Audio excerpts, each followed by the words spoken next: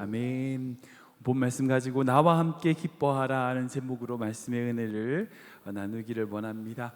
우린 계속해서 토요 새벽에 빌립보서 말씀을 계속해서 나누고 있죠. 제가 빌립보서를 시작할 때 이 빌립보서 가지고 있는 두 가지 별명이 있다라고 말씀을 드렸어요. 기억하시는지 모르겠습니다. 첫 번째는 옥중서신, 감옥에서 쓴 편지라는 거죠. 그리고 두 번째는 기쁨의 서신이라는 별명입니다. 옥중서신과 기쁨의 서신, 이 두 가지가 빌립보서의 별명입니다. 지금 사도 바울은 감옥에 있습니다. 사회적으로나 도덕적으로 어떤 잘못을 해서가 아니죠. 아닙니다. 부활하신 예수 그리스도를 전했다는 이유로, 살아있는 복음을 선포했다는 이유로 감옥에 갇혀서 지금 로마의 감옥에 재판을 기다리고 있는 중입니다. 그러나 사도 바울은 감옥에 있음에도 불구하고 빌립보 교회를 향하여 오늘 본문의 이제 설교 제목처럼 나와 함께 기뻐하자, 나와 함께 기뻐하라 라고 선언을 하고 있습니다. 아니, 어떻게 이게 가능할까요? 그리고 그렇게 기뻐하라고 선포할 수 있는 그 사도 바울이 누리고 있는 은혜는 도대체 무언가요? 사랑하는 여러분, 사도 바울이 어떻게 이런 믿음의 고백을 드릴 수 있을까? 여러분들 생각해 보셨습니까? 우리가 먼저 알아야 될 게 있어요. 그게 뭐냐면 기쁨이라고 하는 것의 정의입니다. 이 기쁨이라는 것은요, 하나님의 영역이에요. 기쁨은 하나님께 속해 있습니다. 사단은 기쁨을 몰라요. 몰라요. 세상은 결코 우리에게 기쁨을 줄 수 없습니다. 잠깐 즐거움, 재미는 줄 수 있겠죠. 그러나 그것이 우리 영혼 깊은 곳에서 올라오는 기쁨이 아니에요. 아닙니다. 마치 목이 마를 때 바닷물을 마시면 어떻게 돼요? 잠시 만족이 있는 것 같지만 더 갈증이 생기고 더 허무함이 찾아옵니다. 그래요. 목마르다고 바닷물 마시면 안 된다는 거 다 아시잖아요. 그러니까 마치 그런 것처럼 조건이 조금 좋아지면 좋았다가 상황이 나빠지면 금세 낙심하는 것, 여러분, 그것이 세상의 법칙입니다. 세상이 주는 즐거움과 재미라고 할 수 있어요. 그러니까 우리 영혼 깊은 곳에서 올라오는 기쁨과 전혀 다른 거예요. 우리가 이 기쁨이라고 하는 것을 이해할 때에 이 기쁨이라고 하는 것은요, 우리의 감정이 아니라는 사실을 기억하셔야 돼요. 기쁨은 하나님께 속한 성품입니다. 하나님이 주신 선물이에요. 그래서 이 기쁨, 이 희락을 성령의 9가지 열매 중에 두 번째로, 사랑과 희락과 화평이 이렇게 나가잖아요. 두 번째가 바로 이 기쁨입니다. 성령의 열매예요. 그러니까 하나님의 성품인 겁니다. 이것을 이해한다면 지금 사도 바울이 나와 함께 기뻐하라 라고 선언할 수 있는 것을 우리는 이해할 수 있어요. 그러니까 기뻐할 수 없는 자리, 기뻐할 수 없는 조건이랄지라도 그 속에 누가 있어요? 하나님이 계시는 거예요. 하나님의 성품이 있는 거예요. 하나님의 예수 그리스도를 닮아가는 사도 바울의 믿음이 있기에 그 안에 기쁨을 누릴 수 있는 거예요. 사도 바울은 이렇게 선언합니다. 우리 17절 18절 말씀 읽어볼까요? 시작. 만일 너희 믿음의 재물과 섬김 위에 내가 나를 전제로 드릴지라도 나는 기뻐하고 너희 무리와 함께 기뻐하리니 이와 같이 너희도 기뻐하고 나와 함께 기뻐하라. 아멘. 이 말씀 너무 귀해요. 기뻐하고 기뻐하라, 기뻐하고 기뻐하라. 4번이나 기쁨을 반복해서 선언하고 있습니다. 솔직히 인간적으로 보면 사도 바울이 좀 억울하지 않을까요? 슬퍼하죠. 원망스럽죠. 낙심하는 상황입니다. 그런데 사도 바울은요, 오히려 감옥 밖에 있는 그 빌립보 교회 성도들을 향하여 내가 기뻐하는 것처럼 너희도 기뻐하라, 이렇게 외치고 있어요. 너무나 대단한 선언입니다. 그러기에 사도 바울이 선언한 이 기쁨이라고 하는 것은 조건에 따라, 상황에 따라 주어지는 기쁨이 아니라 하나님 안에 있을 때에 누리는 기쁨임을 우리는 기억해야 돼요. 그리고 사도 바울은 뭐라고 선언해요? 내가 그 기쁨 때문에 자신을 전제로 드릴지라도 괜찮다고 말하고 있어요. 여기서 말하는 전제라는 것은요, 구약의 제사로서 레위기 23장과 민수기 28장에 나오는 제사 방식입니다. 쉽게 말하면 하나님께 제사를 드릴 때 희생 제물을 잡잖아요.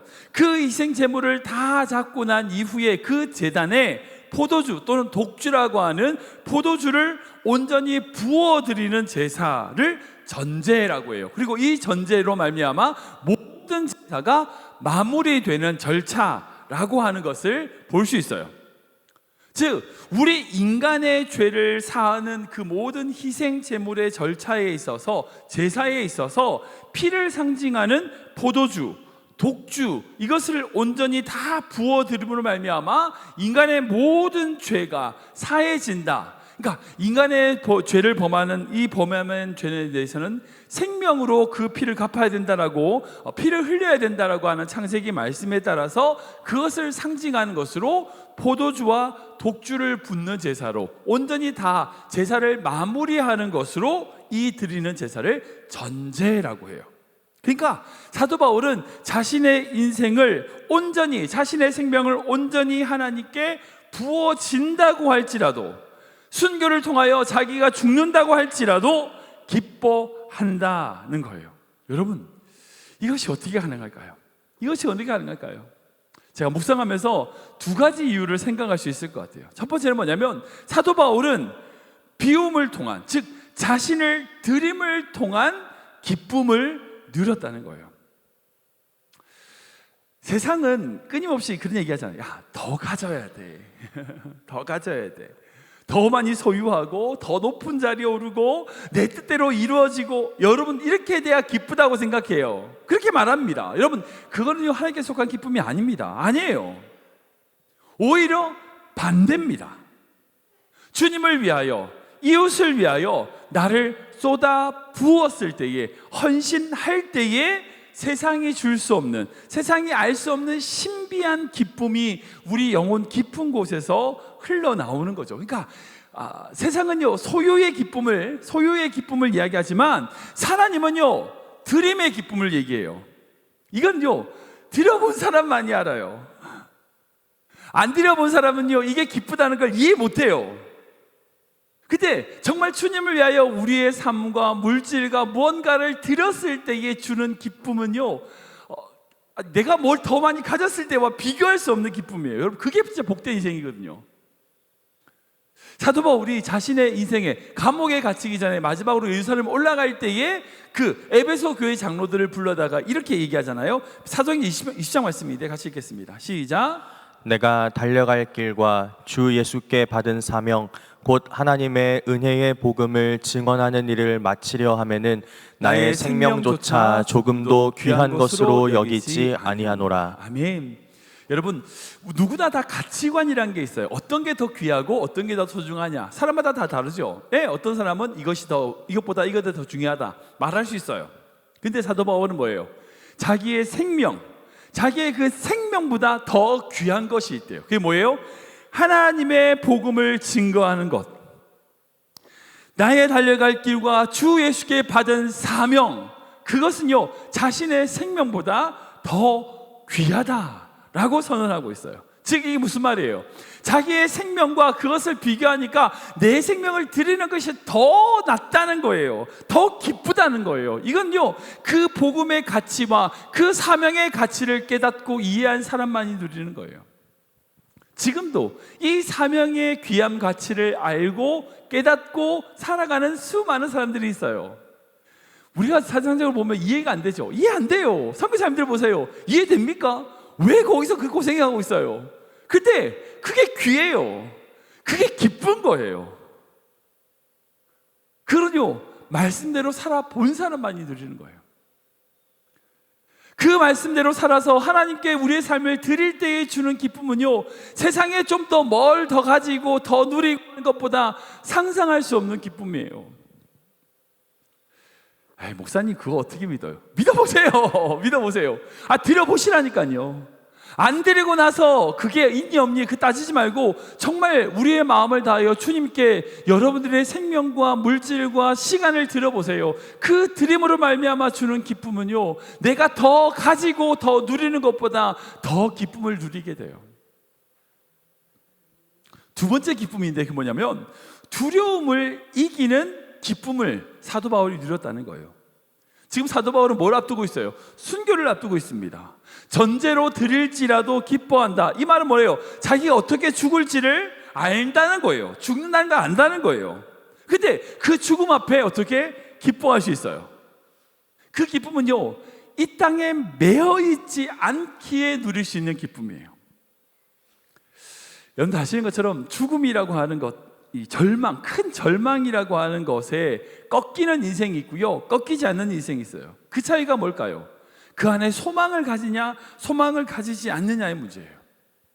사도 바울은 지금 차디찬 감옥 바닥에 있다 할지라도요, 그의 삶과 생각과 꿈 그리고 믿음은 어디에 살아요? 천국을 사는 거예요. 천국의 소망을 누리는 거예요. 이 땅에 발을 딛고 살아가지만 천국을 누리는 사람이 있는가 하면요, 야 정말 좋은 환경에 사는 것 같지만 밑바닥을 사는 사람이 있어요. 어떤 차이일까요? 그 안에 하나님을 향한 소망을 가지고 그 소망을 향한 기쁨을 누리는 인생이 그런 인생이 되는 거예요.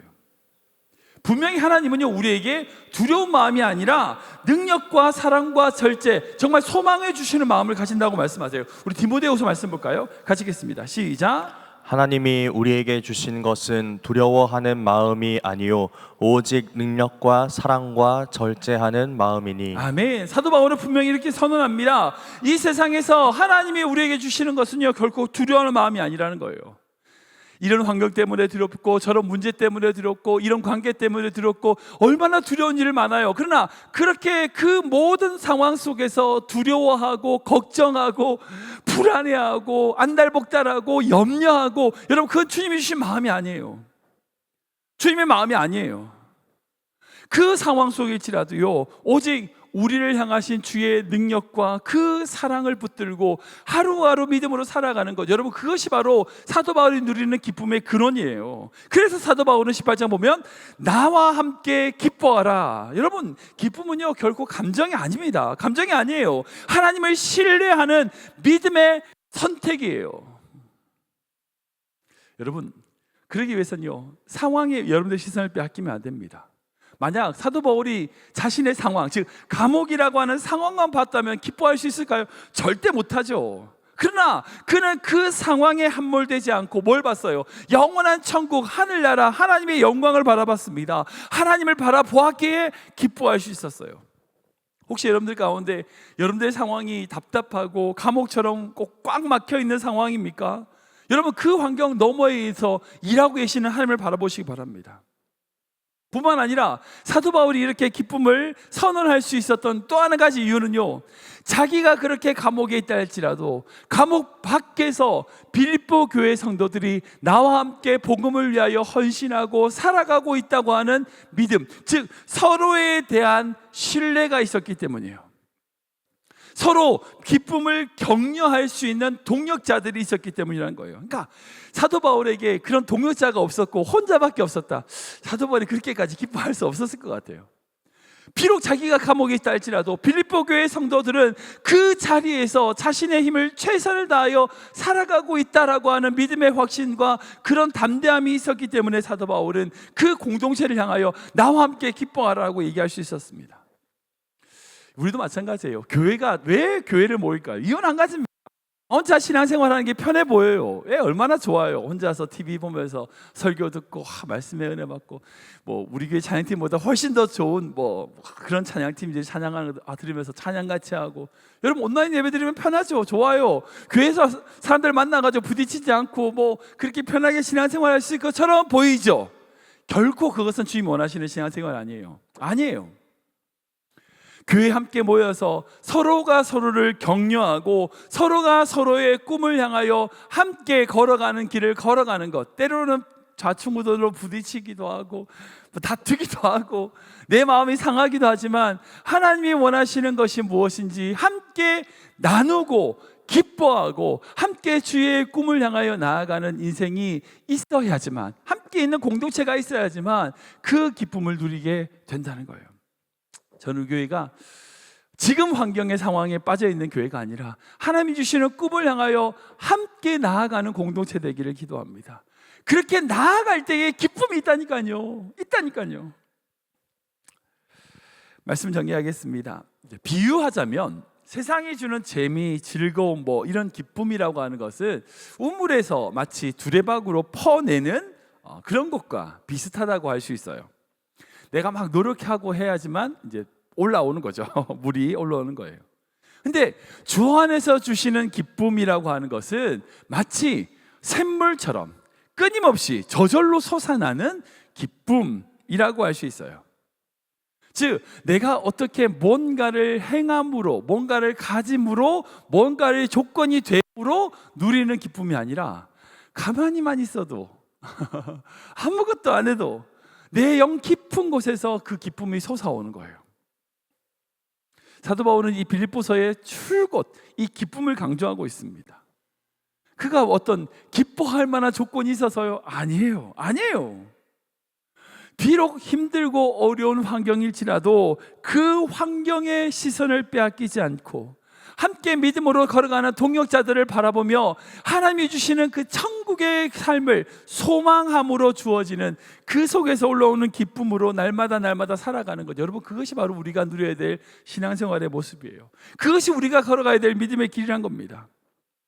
그렇게 하루하루 믿음의 길을 걸어가는 우리 귀한 성도 되시길 주님의 이름으로 축원합니다.